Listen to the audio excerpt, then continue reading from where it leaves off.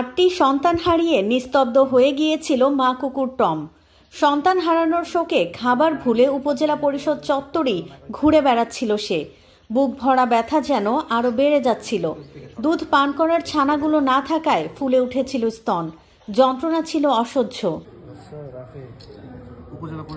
কিন্তু সেই টমের জীবনে ফিরেছে স্বস্তি। হারানো 8 সন্তানের জায়গায় সে পেয়েছে নতুন 2 ছানা। অন্য একটি কুকুরের ছানাদের মধ্য থেকে 2টি সংগ্রহ করে এনে দেয়া হয়েছে টমের কাছে। নতুন সন্তান পেয়ে তার চোখে মুখে ফুটে উঠেছে শান্তি, স্বস্তির স্পষ্ট ছাপ। বুধবার বিকেলে ঈশ্বরদী উপজেলা নির্বাহী কর্মকর্তার পরামর্শে মা কুকুরটির যন্ত্রণা লাঘবের উদ্যোগ নেন সামাজিক সংগঠন ঈশ্বরদিয়ান এর মুখপাত্র শাহরিয়ার অমিত ও তার বন্ধুরা। উপজেলা পরিষদ চত্বরে ছানা দুটি টমের সামনে ছেড়ে দেয়া মাত্রই তারা দুধ পান শুরু করে। মুহূর্তেই ছানা দুটিকে আপন করে নেয় টম। স্তনে অনেক দুধ জমা হয়ে থাকায় অনেক কষ্ট পাচ্ছিল গতকাল থেকে।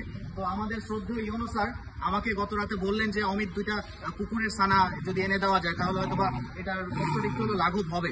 তো আমরা প্রথম ওর দুধ দোয়ালাম এবং দুধটা ওদের গায়ে আমরা ম্যাশ করে দিয়েছি, মাখিয়ে দিয়ে ওর কাছে নিয়ে আসার পর ও এখন ওদের গ্রহণ করে নিছে। আলহামদুলিল্লাহ কিছুটা হলেও কষ্ট আমরা লাঘব করতে পেরেছি। আমরা ইতিমধ্যে দেখেছি একটি মায়ের 8টি বাচ্চাকে পানিতে ডুবে মারা হয়। তো এটাই সেই মা যে এই মর্মান্তিক ঘটনাটা করেছে। আমরা কিন্তু আমাদের স্বার্থ অনুযায়ী তাকে সর্বোচ্চ শাস্তির ব্যবস্থা করেছি আমরা এবং তার জন্য 2টা বাচ্চা রেস্কিউ করেছি। এই 2টা বাচ্চা কিন্তু অমিত ভাইয়েরই পোষা লালির বাচ্চা। উপজেলা নির্বাহী কর্মকর্তা মোহাম্মদ মনিরুজ্জামান বলেন, আমরা যখন এই বিষয়টা আসলে যখন অনুভব করি যে বাচ্চাটা কুকুরে সেক্ষেত্রে আমরা ঈশ্বরদিয়ান ব্যানারের অফিসারকে বলি যে এটা শিশু বাচ্চা যদি ব্যবস্থা করা যায় কুকুরে, যাতে দুধ সে দিতে পারলে বা অ্যাডজাস্ট হয়ে গেলে আমরা সে সুস্থ হয়ে যাবে, এই উদ্দেশ্য থেকে আসলে এটা করা। তো এই জন্য আসলে ঈশ্বরদিয়ান ব্যানারে যারা সদস্য রয়েছেন সবাই যারা কষ্ট করেছেন সবাইকে ধন্যবাদ এবং আমরা এটা যেন করা হয়, অ্যাডজাস্ট হয়, এটা আমরা টেক কেয়ার করার ব্যবস্থা করব। মা হওয়ার অনুভূতি শুধু মানুষের নয়, প্রাণীদেরও সমান গভীর।